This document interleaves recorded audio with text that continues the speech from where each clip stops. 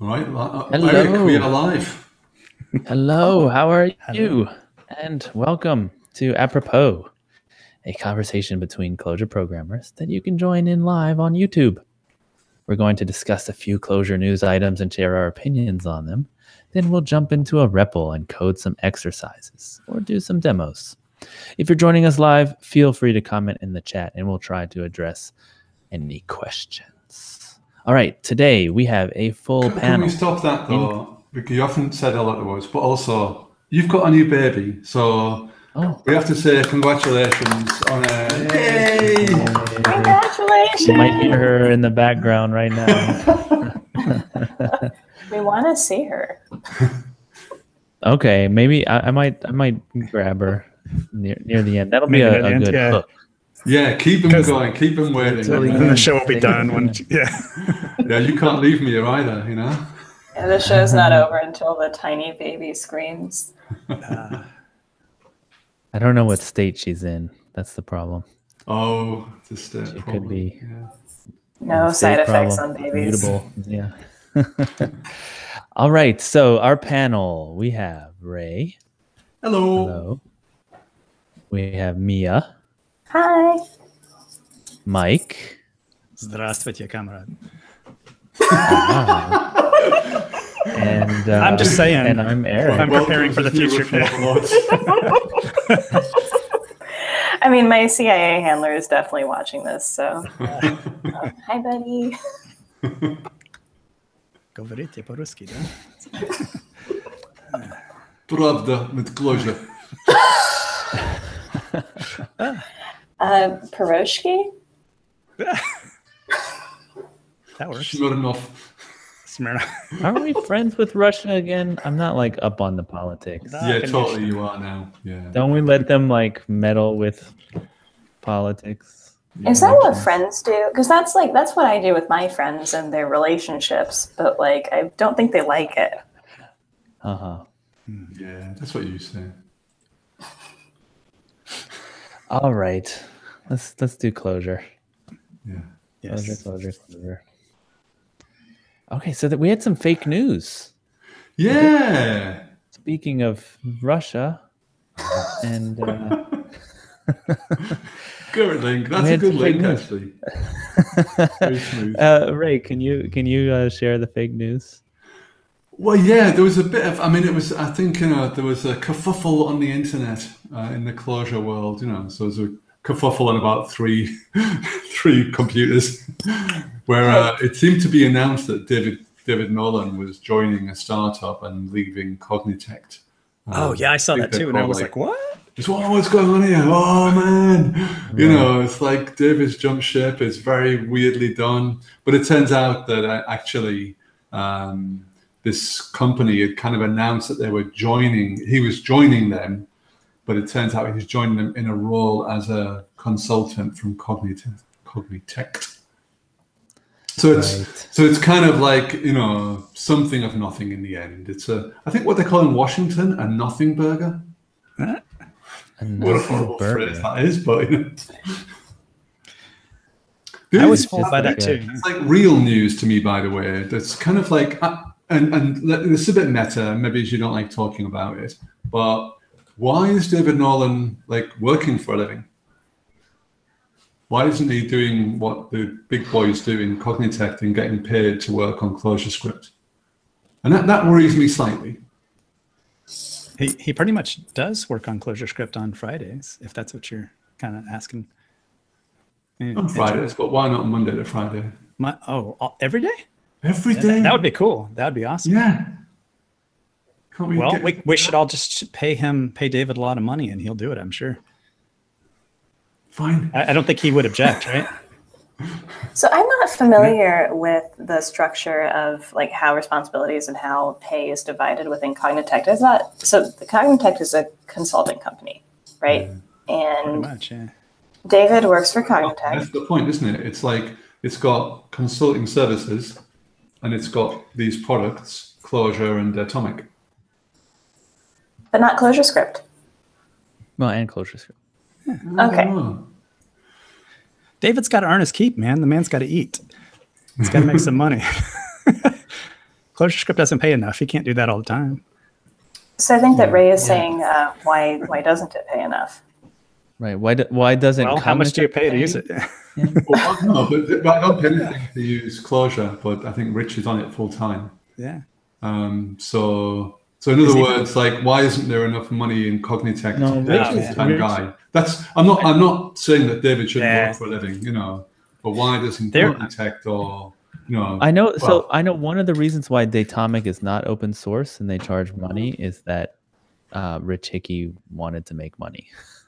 So, he did Clojure for free and everyone can use it, but he wasn't making money from that. So he had to make a commercial product. Datomic. Yeah. I mean, I think, being employed by Cognitect and being paid by Cognitect means you're working on Cognitect stuff as well as working as a consultant for Cognitect. Right? He could work on Graal and he could make a lot of money that way. Graal. I mean, Oracle makes money, right? So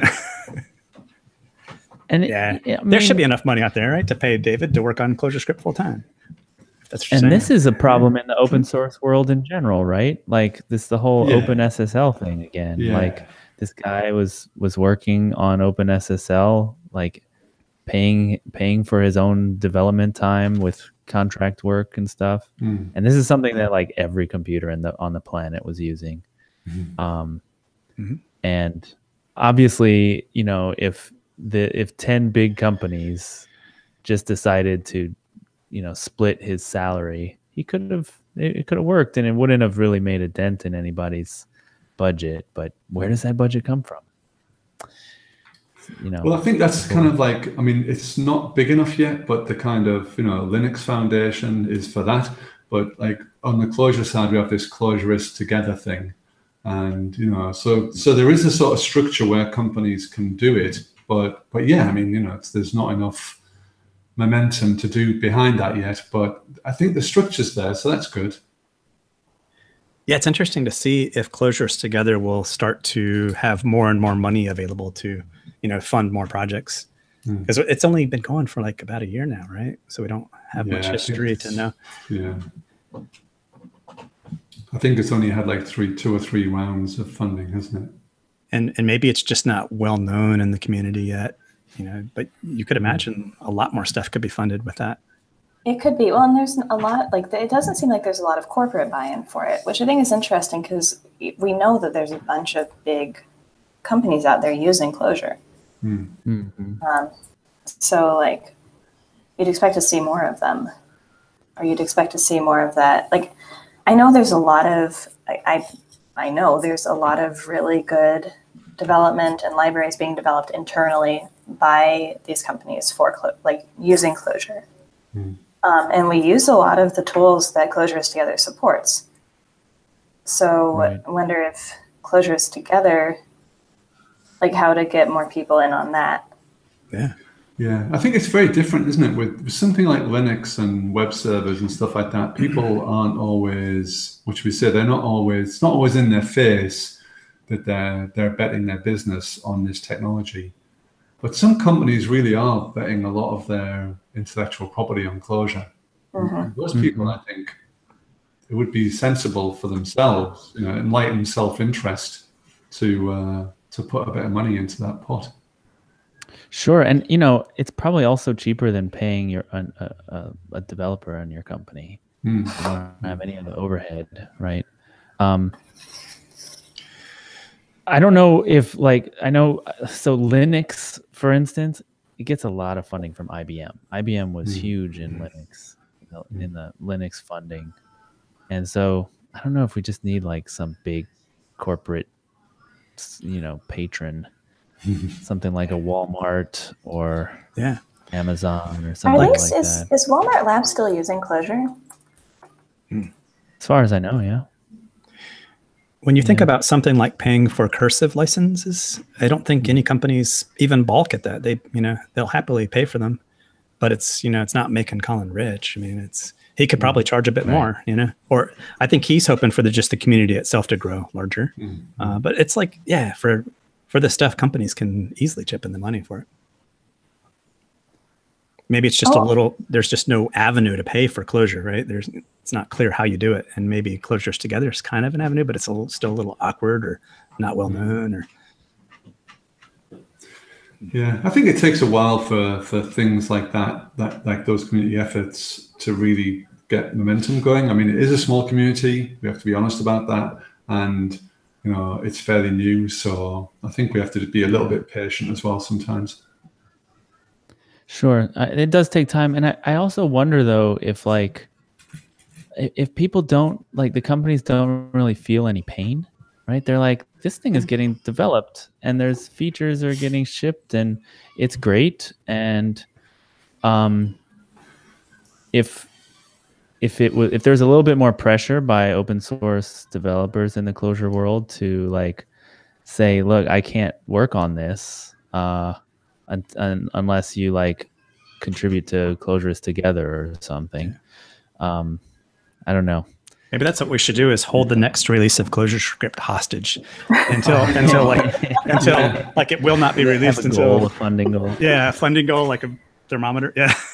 I mean, I know of some companies that, like Clojure companies, that do enforce an open source time during the week where they're expected to work on open source and contribute to open source, which is an option for if you're not going to sponsor it. But it seems like companies that are using Clojure and are using all these tools should be either sponsoring or contributing actively. But this is just the open source conversation. This is not a Clojure only conversation. This comes up in every open source discussion ever. Because the fact is, these things they would be very expensive to develop if people were being paid to do them. Yeah, I've always wondered, how expensive is the compiler? If you had to pay for that thing, millions of dollars, right? I mean, man, lots of value on it, actually, isn't it? Really, it is. It really is. I mean, if you did a simple calculation, how many hours have been put into it and multiplied by average salary, something like that, it would be a lot. And I think that companies often don't do the right calculation. The calculus is similar to the calculus with other types of, I guess I would call it charity, right? Where you think, oh, I'm going to move to a third world country and help the poor by handing out food, right? But you're actually better off working a job here and paying money to a charity that is run locally. So what I'm saying is giving your employees 1 day a week to work on open source might not be as good as just paying a couple $1,000s to a foundation that can centralize it and have like real projects that get worked on. I think it depends on what you can afford, right? If you're a bootstrapped startup, like I think that the least, like hopefully the least we could expect is contributions to the actual work itself, and the most we could expect is financial contributions, because this stuff should be by rights very expensive. Mm-hmm. I think we do come back to this thing we have before, though, about how easy it is to contribute to the thing. And, that's a bit of a thorny discussion. Maybe we should put that one off for another time. So maybe we could move on to the next subject, because I'm conscious of the fact that we're like 20 minutes in. We're beginning to retread things now. So what is this? What is this one? Fig Wheel Main? Yeah, Fig Wheel Main. It's what really is it? Good. Bruce. Never heard of it. Yeah, Bruce. Yeah, exactly. Yeah, so I thought. Basically, the idea is that tools now are starting to support deps.edn. So the latest Emacs is coming out with this, and Cursive has now got support for it, and this is Fig Wheel's support for it. And I think he did it as part of the Clojures Together thing. I don't know, but by the way, wow, this looks great. Yeah, keep going. I'm reading the docs right now. He's done a really awesome job of the documentation. So So it's pretty impressive. So the idea is that you can use the deps.edn stuff now for Figwheel, and it's really easy. It makes it very nice and straightforward to get started with a deps.edn ClojureScript project. And suddenly, ClojureScript becomes fairly straightforward to get going with. Well, CLJS build is gone. How does it work? So I suspect that's a long answer, but so CLJS main is designed to let other REPLs kind of participate. So like we immediately showed that you could do that with Ambly, and you just hook it in and specify that REPL and it starts up. But I think I'm speculating a little bit, but I think Figwheel, I think Bruce tried to make it work that way. But truth be told, there was it needed more control over things perhaps, and I think in the end he just said So what he did was he just made his own thing that imitated CLJS main to high fidelity, and it practically it's almost like a drop-in replacement. So it's a new alias. It's a new alias under. So with CLJS main, you can do -RE to specify the REPL environment that you want. Right. But this one he says you. Go ahead. Sorry. Yeah. So normally you would just say ideally you would just be able to say -RE Figwheel, right? And it would load that as long as it's on your class path. But I think what Bruce did was he said, okay, let me just make my own version that can control things properly. So you're right, Eric. It's best to just drive it using a deps.edn alias to start the whole thing up. But it's basically an alternative to CLJS main that has Figwheel built in. So this is you copy a couple of lines into your deps.edn for your project, meaning you copy in the Figwheel main and the rebel readline CLJS, and then you add in an alias that calls the Figwheel main, and you're good. Yeah, that's cool. Or let's say you were using CLJS main and maybe developing things in Node or using the shipping browser REPL, but you really wanted Figwheel for some reason. Well, all you have to do is change the CLJS main to Figwheel main, pretty much, and you're good to go. All of a sudden, you magically are now using Figwheel. It's that easy. Oh, cool. Yeah. This looks like fun. There's some slight differences here and there, but they're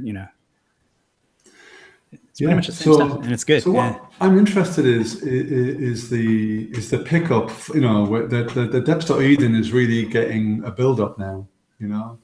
People all around the community are picking up deps.edn, and Cursive supports it directly now, or Cursive supports it, and it's EAP build. Yeah. Oh wow. And and you said Emacs is going to be supporting it. Emacs, the cider thing supports it. Yeah. Yeah. Bujadia has put out a version which has the support for deps.edn. I don't know, I'm not a cider user, so I don't know the full details of it, but maybe Zeric, are you more of a cider guy? I am a cider guy, but I am also very out of the loop on all this new stuff. All right. So I think I upgraded cider once a month ago, and it had been 2 years. So I really keep stuff it works. I don't touch it, and so I have no idea what version of cider it needs or anything. Okay. But what's the other thing that, because the reason I did it, and we maybe we'll show it a bit later, is I've been fiddling around with this reptile. I decided as part of my resurgence from the summer that I would spend an hour or so changing Lineagen to deps.edn for it, because I want everything to be alpha, everything.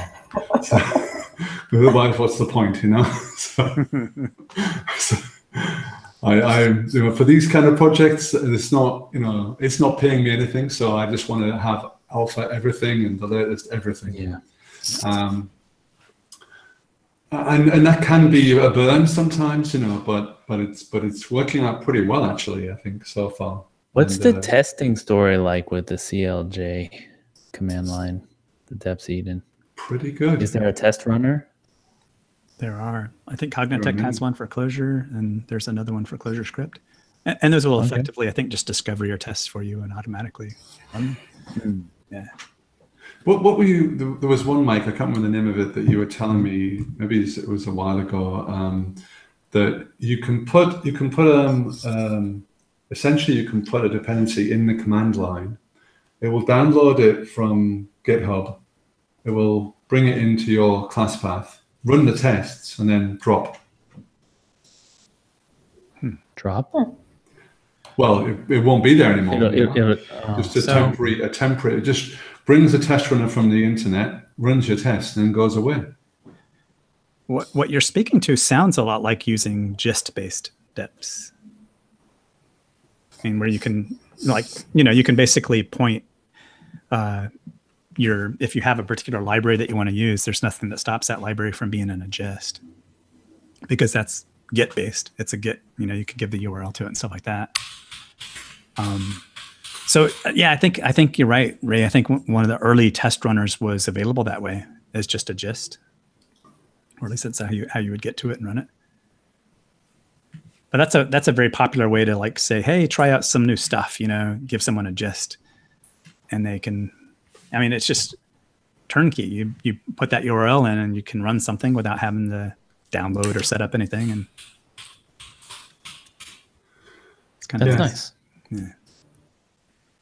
We had this discussion before about how the apart from when you've got to compile Java or ship some native code of some type, which it happens, but for many projects you don't need to compile Java with your code, and if you don't need to do that, if you're just shipping jars or whatever, then you can start to depend on deps.edn things and chars, and no more need for packaging, basically.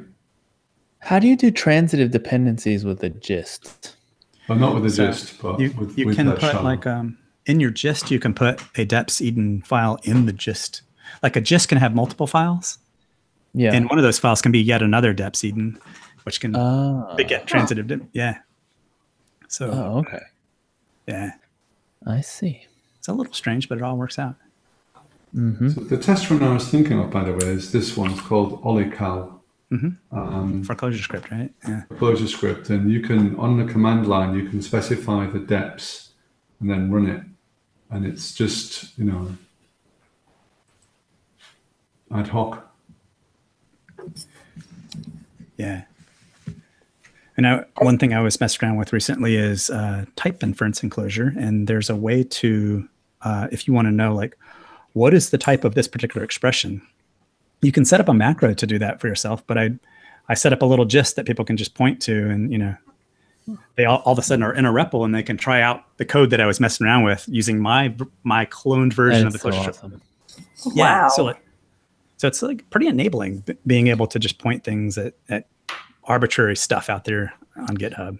Yeah, it should enable a lot of new stuff, because imagine before you'd have to make a repo and write a README, and now you can just say here's the 5 lines in this file. Just run it. So Stu Howell his put it in a gist and use it as a Clojure dep tweet from earlier this week was serious. Yeah. What was this tweet about? What was the context of that? There was a tweet by Gary Bernhardt that was, year after year and decade after decade, I keep relearning the same simple lesson. I know how to program computers. I can write a 20-line function rather than try to integrate a huge library with many dependencies. Someday I will actually internalize it. And Stu replied with, put it in a gist and use it as a Clojure dep.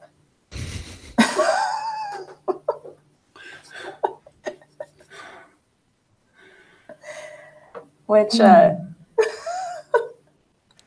is funny, but also apparently possible. Who knew?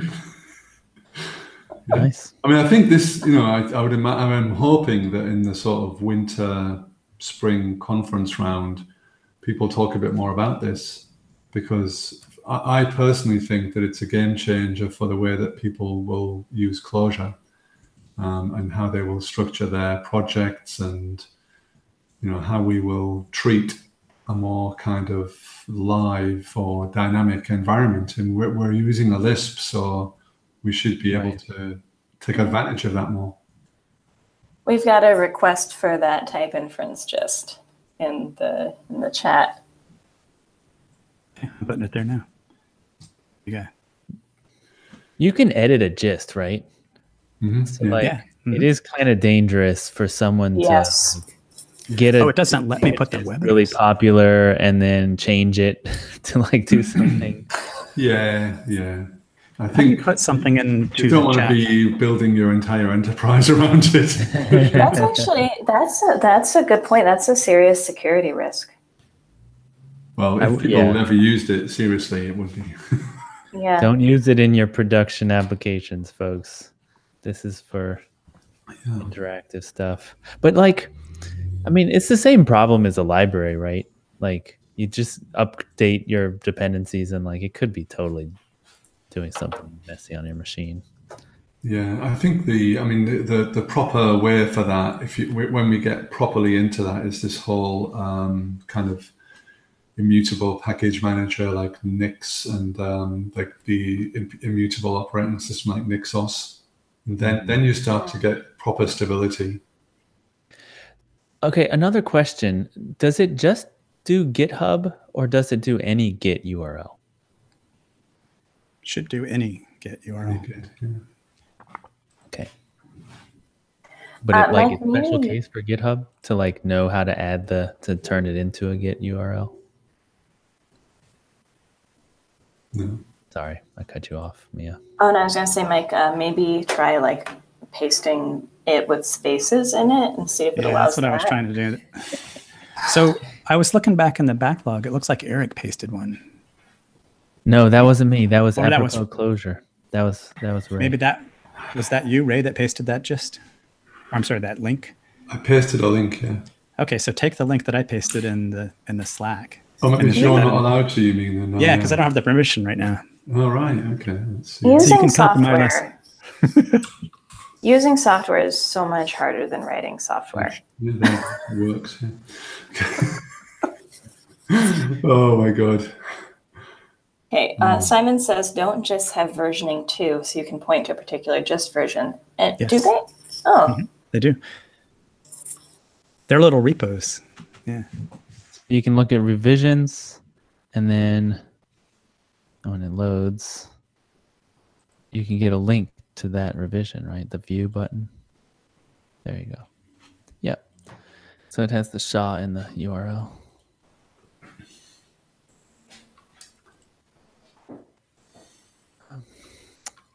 Cool. So just wanted to follow up with one small thing from that, actually. Yeah, go ahead. Eric, before we close it off, was I wanted to give a shout out to Sean Caulfield, I think, who does a lot of good stuff in the Clojure world. They're an unsung hero there, does the JDBC stuff, and he's always doing the latest and greatest things. And he has this thing called CLJ New, which is a way of essentially installing a tool, which is a bit like Lineagen New, so you can people have to write the template still, but the idea is that you can now start to have like templates around deps.edn projects as well, so that once you install this little bit of config, which is just again like a GitHub SHA in your deps.edn configuration as a user, then you can start to say Clojure-A new, and bam, off you go, and it will download the template if it exists and create the project just like Lineagen does. So I thought that was quite interesting, like... yeah. Can you, what is it? It's just Clojure New? CLJ New. CLJ New, yeah. That's really, like, especially when you're, like, I'm always trying to bring beginners into Clojure because it's great. And that is, like, Lineagen templates are really helpful. Lineagen templates are great. Like, you don't have to worry about a lot of the stuff. You can just get coding right away. So it's really cool. I'm looking at this now. It's great that someone's using this with, or someone's doing this for deps.edn as well. Because that's kind of a... And does it work with Lineagen templates, like current Lineagen templates? No, it's not interoperable. It's just the equivalent. It says generate new projects from Lineagen or boot templates. Holy shit, my mistake. That's cool. That's a real game changer. Yeah, if template name, I think you need to. yeah, because otherwise you'd have to write them all yourself. That's a lot of duplication. Exactly. It's the honey badger of tools. It doesn't care. It'll just do it. But I think in the end, you have to generate, you would want to have a file with a deps.edn in it. And many templates, Lanigan templates won't do that. But Right. yeah, so there has to be, There's gonna be some don't migration. just want to do it for the sake of the, to on the libs. Sorry, that's a bit of a stupid joke. Right. Anyway, on that happy note, Eric. Oh, CLJ. right. CLJ new. There you go. Yeah. All right. So we have a guest coming up. Before we move to the REPL, wanted to say we have a guest. Mia, you want to talk about that? Oh, I announced him last week. Oh. Or last show.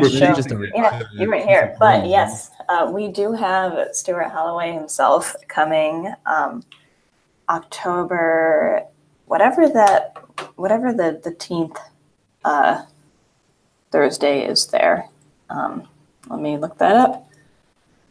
October 18th. So we're going to have Stu Holloway on the show on October 18th to talk about the new error messages, which is our favorite subject of belly aching. So it's gonna be great to get that belly aching addressed. Like, I'm really, really excited about it. And speaking of that, didn't the latest Clojure alpha just ship with some of that stuff in it? Like Alpha 7. Alpha 7, yeah. Has I haven't anyone tried it? No, I haven't. It's live there, by the way, Alpha 7. Yeah. I tried it this morning with this reptile, and it blew up fig wheels. So something went wrong there. But Too the much backends alpha. are using Alpha 7. Ah. That's Fig very wheels exciting. like parsing error message strings or something. Oh, that's true. I bet that, yeah, this is going to be, because, a fair number of people are probably using whatever attempt to solve error messages they had started using. And I wonder how those are going to react to these. It's going to be some interesting conflicts there. There's also, I notice a lot of like the spec verbiage or wall of text that you tend to see has gone away a good bit. I was porting some of that stuff over to ClojureScript and testing it out. So Alex was committing some of that stuff recently, and a lot of the things are just kind of like more succinct, and more to the point, and that a lot of that extra stuff that you don't need is gone, and the order of the output is changed so that the most important things come to the top, like the thing that most likely is your problem will bubble up to the top, and so it should be good. That's One really of the things nice. they were doing. One of the things they were doing is not printing the data on the xinfos, right? Yeah, Just printing the keys of the data so that you could still explore it if you wanted to, but you don't have this gigantic wall of non-pretty printed nested maps. Yeah, We've got a report here. Enzo Cavallo found a bad error message in Alpha 7. What kind of bad error message? Let's maybe we should put that off until Stuart's here so he can defend himself. Yeah. Well, by then there'll be Alpha 9, Alpha 10, and there'll be error messages will be beautiful. Yeah. I, for one, do not make errors. I haven't read an error message in like 5 years. I don't know why y'all make so many errors. It's not code at all. Yeah. No code, no bugs. Yeah. That's right. I'm still running Clojure 1.7 or something. I still have. Wow. That's how I don't have errors. I fixed them all. Years ago. Yes. All right. We're kind of running late. We have an exercise for the REPL. If y'all like REPL, if you like REPL, do something in the chat. REPL REPL time. So I came up with this exercise. I found it online. Write a function that takes a list of strings and prints them one per line in a rectangular frame. So there's an example, hello world in a frame gets printed like this. So the idea is you have to figure out the size of the frame and then make it. Kind of make fill the frame.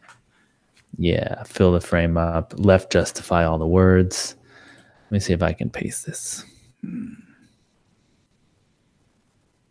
Speaking of error messages. Too big to paste. Too big to Speaking of error messages.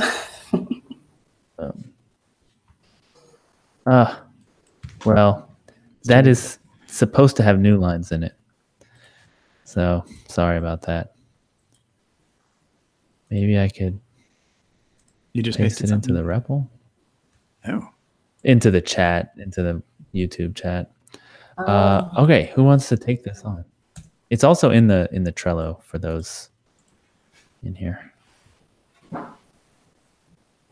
I'm actually not seeing it on the YouTube chat.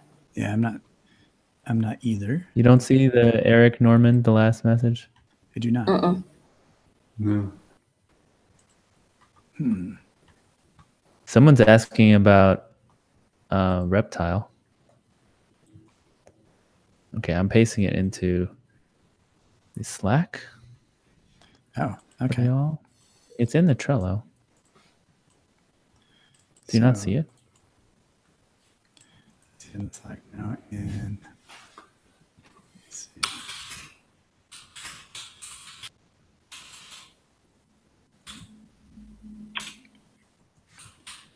Okay, so who wants to take this one? Let's see if we can. Are we going to show the reptile? Yeah, it looks like it's up on the YouTube already. Oh, yeah, it looks like it's up on YouTube. Right. So do you, Ray, do you want to introduce Reptile? Because we got people asking about it in the comments. So the idea is that I kind of started it a while ago, but I got bored and the summer happened. So someone was saying, is it multi-user? Yeah, and that's the idea. So it's a multi-user REPL. I think it's a bit weird because I don't think it's quite as big as it could be, or maybe it's a font or something. And also, if whoever's using it at the bottom, say if it's Eric, there's a panel thing, you can scroll it up and get rid of the others. So you can, then that Ms. Mike is sharing a screen, so you have to do it, Mike. So what should I do? You can grab whoever's typing in the bottom, you can make the bottom that thing bigger. And, you can resize it. There we go, yeah. Okay. So people can see the hello world that I just put in there. So you can make it more than that. You can, I think, because Mia and whoever's not going to type in so much. Yeah, so there we go. So that shows what the problem is in a sense. Okay, so the idea with this reptile anyway is that we can all share it, and it's obviously it's not quite right yet, but there's a few things going a bit wacky. By the way, this is one of the things that we had before. Working on strings is not fixed yet in this thing. And we had Mike. I think we actually had this problem before, and like this exact problem, and we tried to do it on Reptile, and that's when we ended up going back to the. So let's do a different problem. Let's do a problem that isn't string based with print with a. Not string based. Yeah. We can do it symbol based. Do it symbol based, then it's better. We can have spaces in our symbols. We get keywords. Anything. Oh no! You know what? It wasn't this one. It was like building a pyramid or something. Yeah, it was something similar where you've got to do strings. It's, so we can evaluate symbols, and we can evaluate strings if we just can't evaluate literal strings. Str whatever. Yeah. We can do that. Can't evaluate raw strings. Okay, so that works. That's cool. So don't print them, then it all works. Okay. So if we write a function that returns a string, then it should Yeah, work. that will be fine. Yeah. Okay. So the I function. am going to address these side effecty things at some point, but we're meant to be pure functioning here, so it's strictly enforced at the moment. So if we define a function like frame, that should work or actually I don't have to do it with str. This probably works in Reptile too, right? Yeah, for sure. Oh, parinfer's in there, huh? Parinfer's in there, yeah. So if I evaluate that, then I delete this and then call it? Yeah, that's fine, Figure out how to work it. Let's see. Okay. So with that, we could solve this problem. All right. Go for it. So we have a list of strings, and we're printing them one per line with a frame. So that means asterisks along the top and the bottom, and asterisks on the left and the right. Yes. So there's going to have to be a defined or like a set length of like a set length of the string that will form each layer of the frame. Okay. Right. So we have to figure out what the longest string is. Yeah, that's a good start. So is there meant to be how much padding is the frame supposed to have around the words? One space. So the asterisk, one space, and then the word. And then the biggest word has one space and then an asterisk. Yeah, it looks like that. Okay, so we'd want to sort the words by length and then add 4 to the longest word, right? Because we're going to end up with, 4 extra characters. Sure. So that's the 5. longest. 5 is the longest string. Yeah, because 5 is hello. Okay. And then we're going to, we add 4 to that. And so that's going to be, so that's going to end up being the length of the longest string. So we're going to want to save that one. Like we're going to want to save that little function.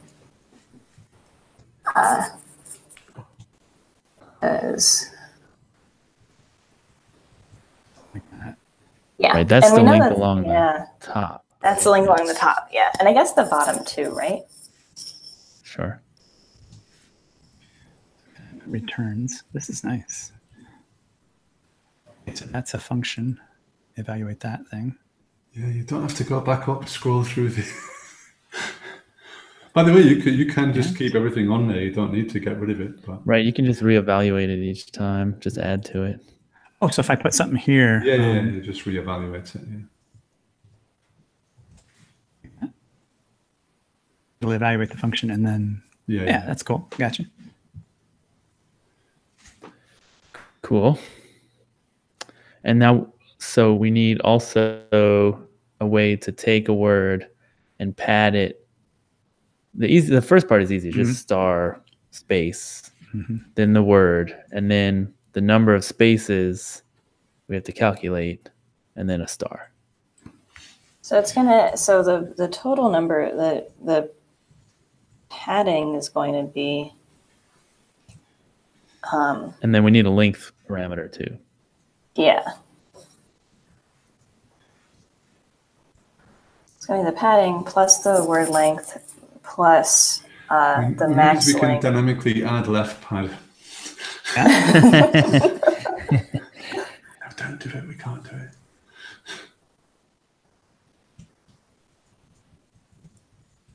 Oh, hard coding the 9 in there, huh? No. It's gonna, we're gonna need to change that to top. Screw you. I'm hard coding it for now. It's all right. It's okay. You can get it. Repeat. I'm doing the French version of repeat. Repeat. I don't see. Repeat. It's one of my it's one of my dad's favorite like ways to torture children. Pete and repeat in a boat afloat. Pete fell in the water. Who's left in the boat? You got an extra paren around your 9. Yeah, I'm trying to figure out where to put this. Let me put a... Do a new line, and then you can see it better. Yeah. See it better? Okay, so 1, 2, 3. Oh, see your 9? Before your 9, you have an open paren? Oh, yeah, I do. Be gone with you. Okay. Yeah. There's another little feature that you can add, by the way, to this thing, which is to do the paren balancing, because I haven't got that now, but I will have that soon. So sorry about that, guys. If you can get that, you're better than CoderPad. Yeah. Is this balanced now? Let me try to evaluate this. Hey, okay. Run it. Added up hello. What did I do? Let's hello. See. Too many spaces.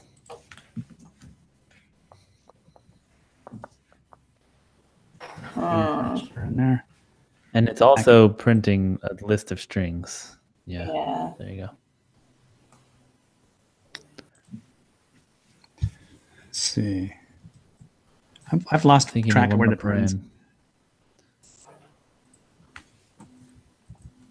Yeah, you gotta move that asterisk to the new line, so you can see where it lines up. Yeah, see where it lines up. Okay.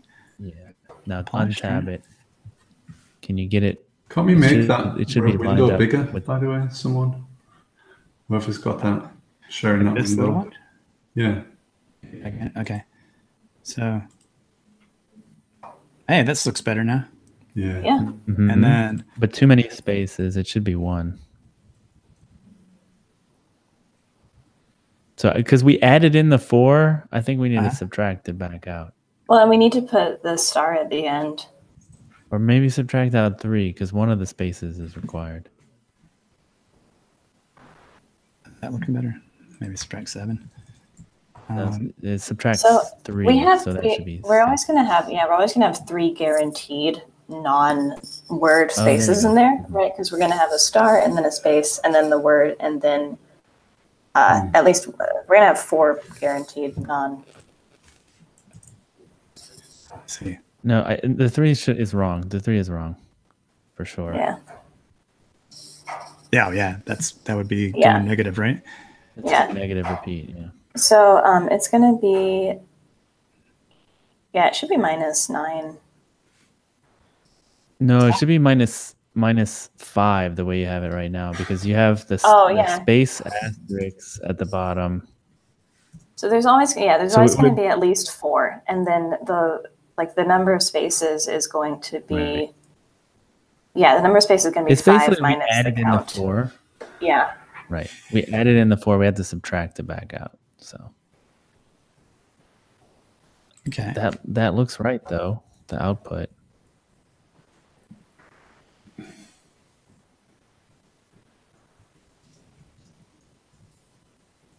A map padded over the input. You get that from that. Yeah, or join with a /n. In a new line, and you're good.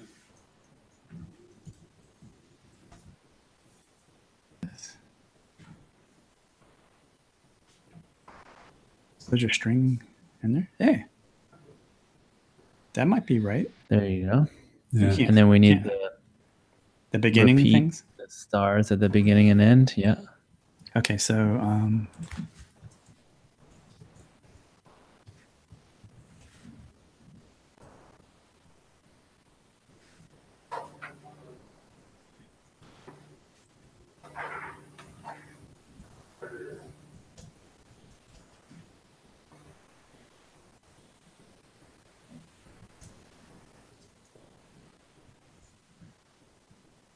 length of input. I have the French version of repeat again, sorry. Go away. Okay. Repeat top input, top length input, star. And then put an apply string around that. I like this REPL. Cool. Automatically balancing all the parentheses, right? Yeah, I didn't do that. In fairness, that was. I was standing on the parentheses of giants at that point, but.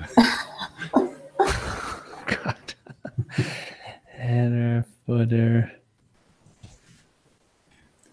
And then on the bottom.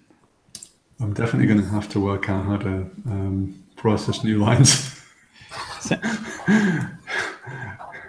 Why do you guys always like, You don't have to Find move. bugs. So, Mike, you don't with parent for. You Yeah. don't have to like go back and pick up the closing parens. It'll figure it out. yeah. Okay. So, yeah, still a hard-coded 9 in there somewhere, right? Yep. Or a 5, a hard-coded 5. So if you change the input, it's not going to work for some things. Like if you made the longest word longer, it probably won't work. So you need to recalculate. Remember, you've got your history there, so Yeah. So the actual it's going to be instead of -5 count word, it's going to be the longest. It's going to be the top len -4. Like that's going to be the value of 5. There is top len -4. Let me scroll back. So right here, this hard-coded 5 should be. You need to pass in the top line because you only have one word at that point. Yep. So it's going to be top len -4 because we know for sure there's always going to be 4 spaces Okay. or 4 non-word characters.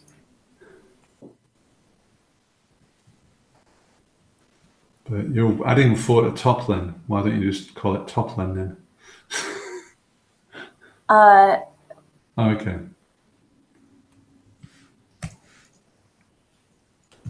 So right here, we need. Yeah, minus top len 4.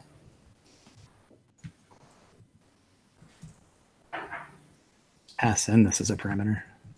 Yeah. Pad. Okay. And then we could add it in right around here. Huh? Yeah. So So the I have an pad, idea that we should do a let pad, right? Because our let pad is going to be. Let pad? Well, I guess we can pass the whole thing in there, sure. What is let pad? Like we should do like a let binding and then set the pad equal to top line -4 within padded. Mike, the 5 Yes. goes after padded. Okay. Oh, sorry. Thank you. And then close it up right there. You got to close the parens. Yeah. There you go. Okay. So we just need that 5 moved out, right? So far this is still good, except for we have a hard-coded 5 sitting in there. Yeah, so the 5, instead of 5, it's going to be top line input -4. Like that's going to be that value. What's happened? Oh. So let the top line. I don't know what's going on. Oh no, now we've got a 2 in there. No, you're fine, Mike. Just keep typing. This is parent for. It's taking care of things. Yeah. Okay. Let's see.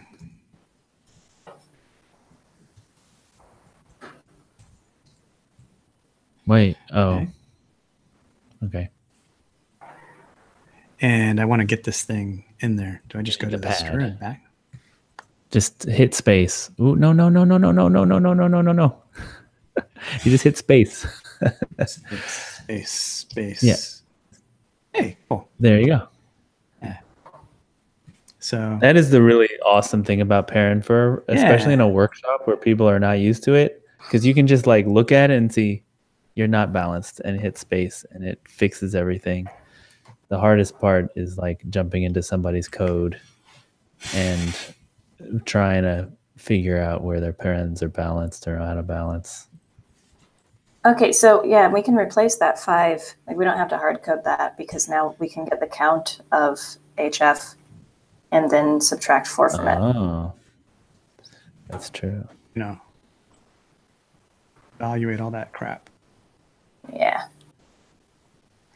Let me move this thing to the top of this buffer. Makes sense. All right. Evaluate all that again. Now, we can't print this thing to see what it really looks like, right? Yeah. You're also missing Oh, you need new lines after the line. header. The header. Okay. That would go in the stir after the header, the HF. Yeah, we could just put it right here. Well, you need one at the beginning and one at the, or you need one at the end for the header and one at the beginning for the footer. So they no longer be both a header and a footer. Right here, I could put it. Yeah. And then before the footer? Yeah, right around here. Yeah. Yes. Not clean, but okay, evaluate that. So now we have something that's hard to see if it's right or not. Yeah, I know. I believe in it. Yeah, there's definitely work to be done here. So if I try to We print could that, run it a will- test. We could run a test, like split it on new lines and see if they're all the same length.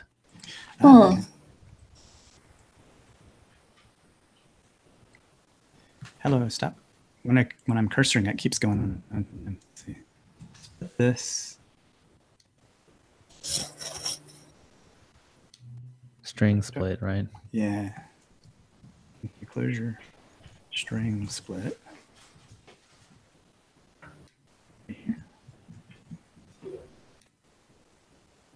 Yeah, I think it's string. No, the string first and then the Thank you. regex. I think you it's pass also in a a character? misspelling of string as well. Like, Yeah, you got to spell string right there. Now it's gonna stack trace is coming. yeah. Okay. Stack trace is It's string. It's clojure.string, not clojure.string. There we go. I think I fixed it. Yeah, Do I still have a misspelling there? No, I've just got lag You on got it. mine. But the new line needs to be a regex. It needs to be a regex. Okay. That could be dealt with. This? Yeah. Yeah. Maybe.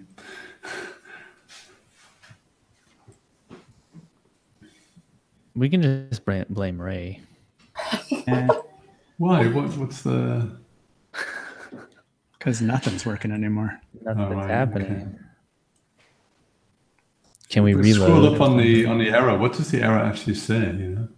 Says- Nothing's happening. We're not getting an error anymore. Yeah. Oh, it doesn't do patterns? to regex pattern. Come on, guys. No, we already fixed that. We already fixed Yeah, now it's just not doing anything. Oh well. You've I have broke to my go. system. What can I say? And I have to go. I gotta eat. Yeah. I would I would say like to. Whoever Oh, complained on okay. Reddit, my food is here. It is not in my mouth. I'm not chewing it. all right, later on. I'll claim success. I think we solved it, even though we I think can't we see solved it. it. Yeah, we solved absolutely. it. I mean, it looks right. There we go. Yeah. I just don't know how to split that. Yay. I like this circle, though. It's pretty cool. Hey, yeah, I'm going to claim success as well. Despite loads of failures, I'm going to claim overall success. You know what? It runs. Yeah. Hey, Mia got into it, so it must be good. Yeah, I can actually use this one. She doesn't need any security keys to get in. I can't use it though. That's the annoying thing. Yeah. Yeah. Feature bug. Yeah. I'm kidding. All right. That was a good Cool. problem. Thank you, Eric. That was a good one. Yeah. Good Yeah. Okay. Cool. I don't know if we've sufficiently churned through this though. I feel like a lot of what people look for in this REPL session is like different versions and different ways right. to move this around. And this solution is very much hacked together, right? It's got lots of stuff that could be improved. Yeah, I mean it works really well, but it's also like we're going through the length a couple times. That's probably. true. All right, I gotta go. All right. See you, man. Back to work. Bye, everyone. Next time, I expect the baby. Okay. I'll see what I can do. Like I said, she's got a busy schedule. All right, bye, y'all. Later on. See you, All mate. right. Bye. So I think I want to quit while the REPL is ahead. Yeah. Only just. Nice. Yeah, that was good. Well, thanks a lot for that, guys. Appreciate the test run there. Give me a few bug reports. Yeah, now you have some ideas on what they're to all fix. recorded on YouTube, so I can go back and watch them. That's true. Yeah. You can review it and see what's going wrong. Yeah. All right, That's everybody, subscribe, and you'll be notified when we're going live. And we'll buzz all your devices and your emails and everything. And then you won't miss us.